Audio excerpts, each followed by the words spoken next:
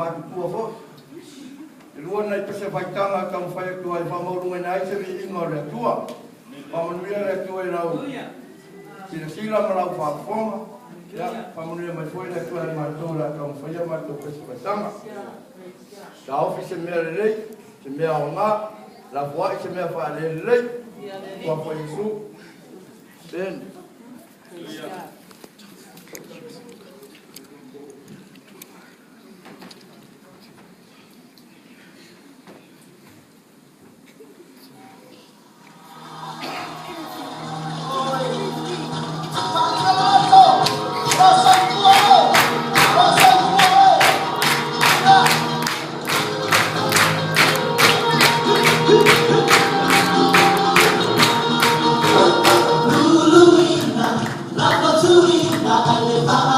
Watu balena, olo watu wanate abe.